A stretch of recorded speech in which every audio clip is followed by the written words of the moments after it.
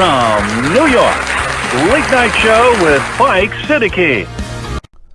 Assalamu alaikum and welcome to the show. My name is Faiq Izhar Hussain Siddiqui. साहिबों 10 अप्रैल की रात आई और गुजर गई, लेकिन किस्सा अभी बाकी है। अब हर साल 10 अप्रैल को आधी रात में इस्लामाबाद की पहाड़ियों पर बादलों में, स्याह बादलों में 2 चेहरे आपको नज़र आया करेंगे, एक बाजवा साहब का, दूसरा बंदियाल साहब का। अब वो कौम से कह रहे होंगे कि हमें माफ़ कर दो, लेकिन इनको माफ़ी नहीं मिलेगी, इनको माफ़ी नहीं मिलनी चाहिए। देखिए वजह यह है 16 दिन हो गए हैं, गुजर गए हैं, लेकिन अब तक मुझे करार नहीं आता। दिन तो किसी तरह से गुजर जाता है, रात को जब मैं लेटता हूँ सोचता हूँ कि यार ये कैसे मुमकिन हो गया कि फ़ौज और अदलिया मिलकर पाकिस्तान को सर्टिफाइड क्रिमिनल लोगों के हवाले कर दे। ये कैसे मुमकिन, हो ही नहीं सकता, लेकिन ऐसा हो गया है। यहाँ इफ एंड बट की कोई गुंजाइश नहीं है, कहीं से भी हम इनको नहीं बचा सकते। एक अमेरिकन बड़ा तो हम यूज़ करते हैं एक फ्रेज कि you are morally correct but politically wrong, या पॉलिटिकली करेक्ट मॉरली रॉन्ग। ये तो पॉलिटिकली भी रॉन्ग है और मॉरली भी रॉन्ग है, हर तरीके से रॉन्ग। अच्छा, कुछ ख्यालात अब भी अपनी जगह बना रहे हैं जहन और दिल में। एक ख्याल ये आता है कि क्या बाजवा और बंदियाल साहब दोनों हजरात पर गद्दारी का मुकदमा चल सकता है? इस पे सोचो। दूसरा पॉइंट नंबर 2 जो जहन में आता है वो ये कि ये गलती है या साजिश है। पॉइंट नंबर 3, दिल ये कहता है कि ये पॉलिटिकल मिस्टेक नहीं है, ये क्राइम है, इस पे गौर करो।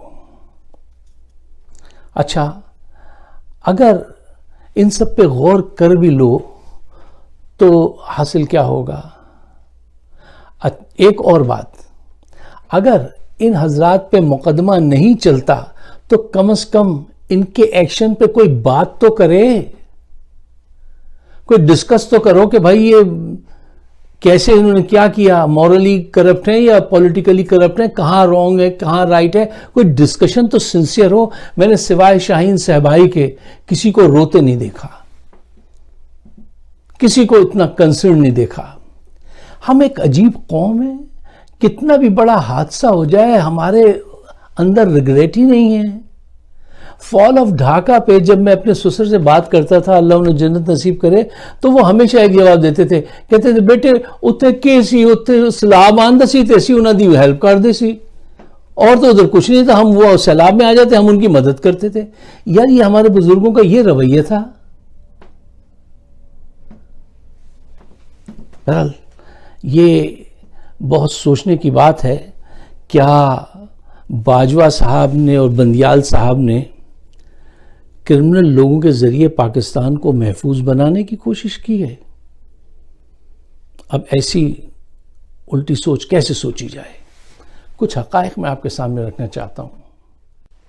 मैं एक बात आपके सामने रखना चाहता हूँ। देखिए, सोचिए, आज इस्लामाबाद में लोग कितने बेचैन हैं, सारी रात जाकर सोल्यूशन ढूंढा जा रहा है, और क्रिमिनल जो हैं वो सीना तान के घूम रहे हैं, जहाज भर भर के घूम रहे हैं, फिर वही अय्याशियाँ शुरू हो चुकी हैं।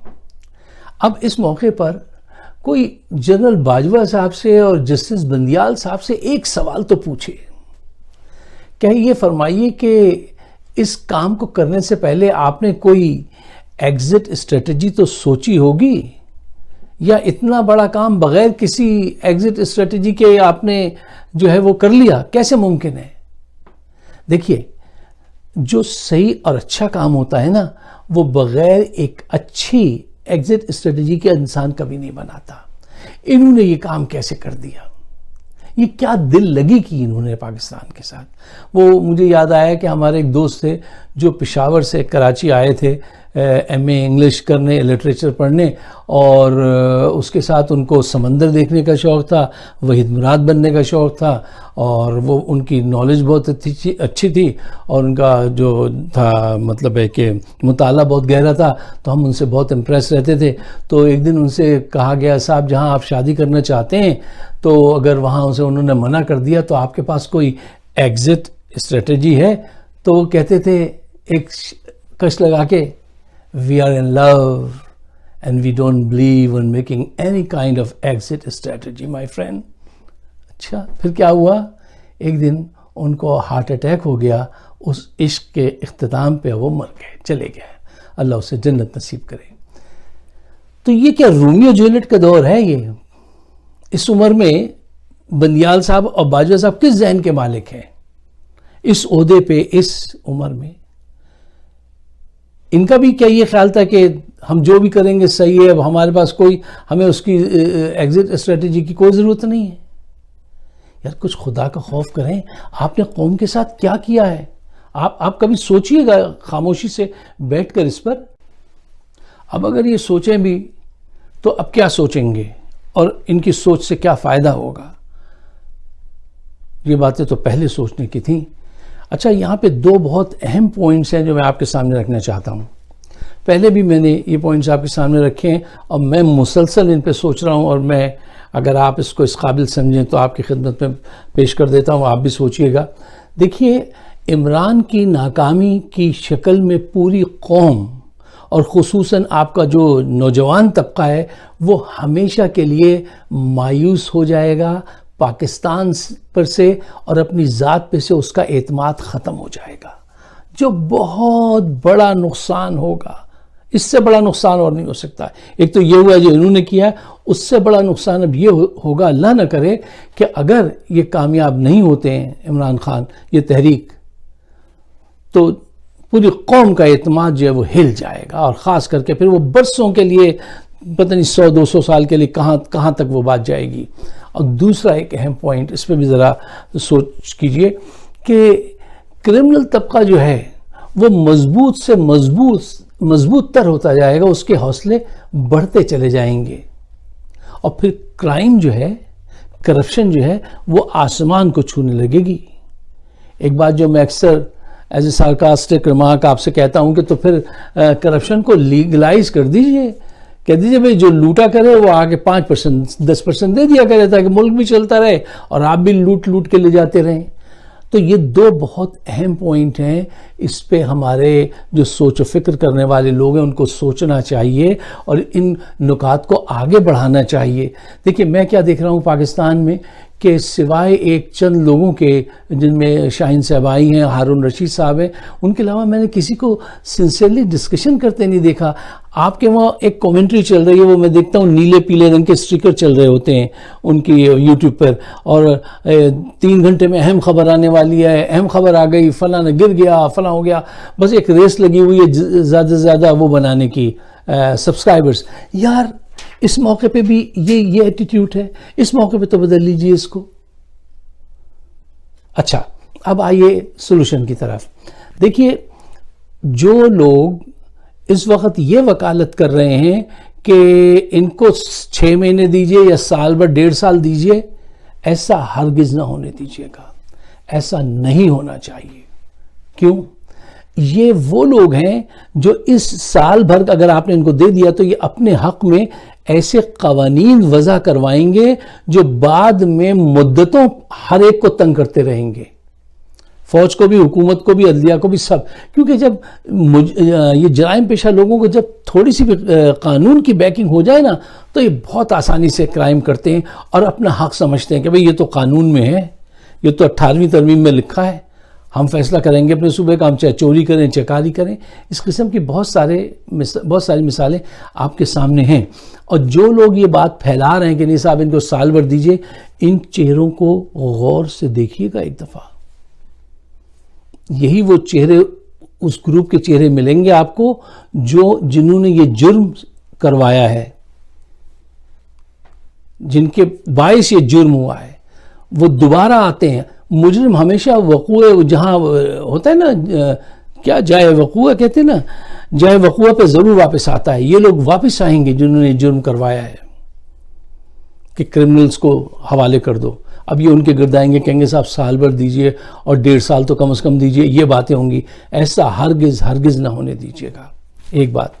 دوسری بات یہ کہ عمران خان صاحب کو دیکھیے اب ایک نئی ٹیم کے ساتھ سامنے آنا چاہیے. اور اس ٹیم میں کیسے لوگ ہوں، ایسے لوگ ہوں جو سیاسی سوجھ بوجھ رکھتے ہوں، جو وفادار قسم کے لوگ ہوں. آپ کے پاس آپ کے کیبنٹ بہت غدار لوگ ہیں آپ کے پاس، ٹھیک ہے نا، ان پہ نظر رکھیے، ان کے متعلق سوچئے. آپ کے پاس ہارون رشید جیسے لوگ ہیں، کتنا زبردست ان کی نالج اور معلومات ہے. شاہین صہبائی ہیں، ان جیسے لوگوں سے مشورہ کیا کیجئے، ان جیسے لوگوں کو اپنے گرد رکھیے. آفتاب اقبال ہیں، ٹھیک ہے نا. آفتاب اقبال وہ ہیں کہ جن کو سیاست، صحافت سب کا پتہ ہے کہ وہ کیسے موو کرتی ہے پاکستان میں، اور وہ ہیز اے ڈوئر، ایک ایسی شخصیت ہے جو آپ کو ڈیلیور کر دے گا. جو بھی پروجیکٹ ہوگا وہ اس کو ڈیلیور کرنے والا آدمی ہے، اور ذہین آدمی ہے. مطالعہ ان کا بہت اچھا ہے، اور وہ سب سمجھتے ہیں اس کی نزاکتوں کو، صحافت اور سیاست کی. ایسے لوگوں کے پاس جانا پڑتا ہے، ایسے لوگوں کو منانا پڑتا ہے. وہ خود نہیں آتے ہیں زیادہ دیر، وہ ایک آدھ دفعہ کبھی آ گئے تو آگے، ورنہ وہ نہیں آتے ہیں. ایسے لوگ جو ریل ٹیلنٹڈ ایسے لوگ ہوتے ہیں، ان کے پاس جانا پڑتا ہے، کہنا پڑتا ہے نہیں یار آپ ہمیں جوائن کیجئے، آئیے آپ. اور اکثر یہ بد نصیبی ہوتی ہے، بد نصیبی یا خوش نصیبی میں وہ تھوڑا سا بیچ میں ایک تھن لائن ہوتی ہے. جو خوش نصیب لوگ ہوتے ہیں نا، وہ اپنے گرد، اپنے بیک یارڈ میں ہی ان کو ایکرز آف ڈائمنڈز نظر آ جاتے ہیں، اور وہ سمجھ جاتے ہیں فلاں آدمی اتنے کام کا، اس کو میرے ساتھ ہونا چاہیے. اور کچھ بد نصیب لوگ جو ہوتے ہیں، ناکام لوگ، ان کے سامنے ہیرے پڑے ہوتے ہیں، ان کو نظر نہیں آتے، یا ان کے ذہن میں شبہات آ جاتے ہیں. ایسے ذہین لوگوں کو دیکھ کے نہیں، اس کا شکار مت ہوئیے. ایسے لوگوں کو تلاش کیجئے، ان کو اپنی ٹیم میں رکھیے. کیونکہ اگر آپ کے ارد گرد لوگ جو ہیں نا وہ ایسے ہوں جو سمجھتے نہ ہوں اور وفادار نہ ہوں تو بہت مشکل ہے. یہ وہ میڈیا کے ایکسپرٹ لوگ ہیں، ان کو اپنے ساتھ رکھیے. اور ایسے میں تو ان تین کو زیادہ دیکھتا ہوں، سمجھتا ہوں. باقی اس کے علاوہ بھی بہت سارے لوگ ہوں گے. تو صحیح لوگوں کے اگر ارد گرد آپ کے صحیح لوگ ہیں تو یقین کیجئے آپ کے بہت سارے مسائل حل ہوں گے. جو ایسے لوگوں جو آپ سوچیں تو وہ کام کر گزریں بڑے سلیقے کے ساتھ. یہی میری گزارشات